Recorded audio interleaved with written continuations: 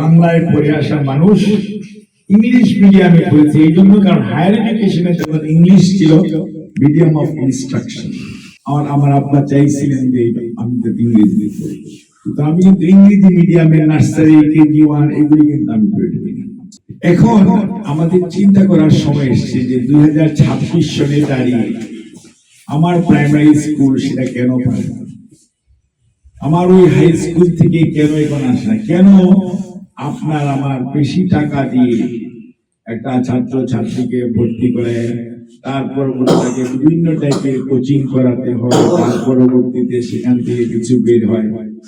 এইটা তো আমাদের চিন্তা যদি না করি তাহলে তো হবে না। পড়াশোনা করার পর সেই ছাত্র বা ছাত্রী যদি প্রাইভেট এমপ্লয়মেন্ট হতে পারে, government employment, but your education will guide. যেমন আমি আমার একটা জিনিস ভালো লেগেছে, একটা ছেলে আমার আত্মীয় এখানে আশেপাশে একটা গ্রামের মধ্যে সে পড়াশোনা করার পর কি করবো বললো, আমি ওর বাপের বড় ভাইয়ের বলে যে আমি আউটসোর্সিং করি। এই তাও বছর 3-4 আগে কথা তা আমি দেখলাম আউটসোর্সিং করো, এবং আগে থেকে সব মাটির ঘর ছিল শহরে, মানে বিরামপুরের কাছে নাকি না, কয়েক 8-9 কিলোমিটার আউটসোর্সিং করে। এমন আমি ভালো করবো, আমি তাকে উৎসাহিত ছিলাম।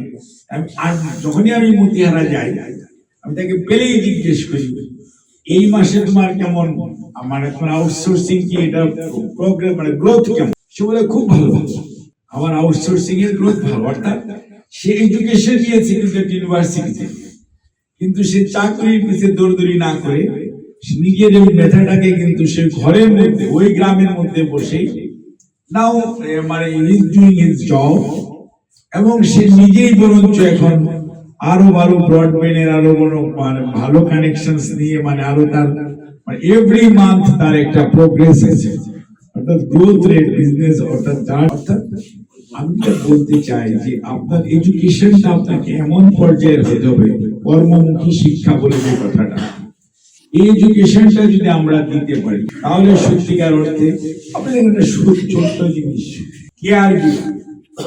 এখন আমাদের দেশে বুড়া মানুষের সংখ্যা বাড়ছে না।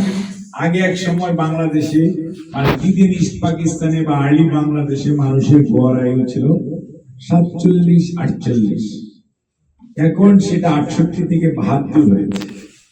এই যে মানুষ বড় বয়স্ক হচ্ছে, এই বয়স্ক মানুষদের টেক কেয়ার করার জন্য তার ছেলে মেয়েরা তো পড়াশোনা করার পর হয় কেউ দেশে অথবা বিদেশে অথবা তার বাড়ি ছেড়ে অন্য কোথাও চলে যাচ্ছে।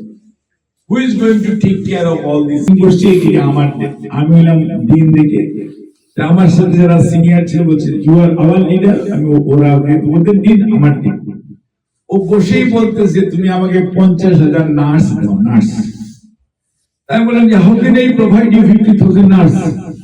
I have got only 27,000 nurses at this moment in my hand. So Bangladesh cannot provide you 50,000. সে বলে যে তুমি আমাকে নার্সিং এর 12 ক্লাসের পরে 3 ক্লাস পড়ায় দিবা, 4th ক্লাস এটা 4 নম্বর ক্লাস আমি পড়াবো, আমি রেজিস্ট্রেশন দিব, আমি বাংলার পাকি আমেরিকাতে নিয়ে এসে রাখবো। তখন আমাদের ছিল মেট্রিক পাস করার পর নার্সিং করতে, যেহেতু আমি ডিন ছিলাম, আমি আসলাম। আসার পর এই আমাদের সাবেক প্রধানমন্ত্রী দেশ সচিব খালেদা জিয়ার সাথে এটা নিয়ে ডিসকাস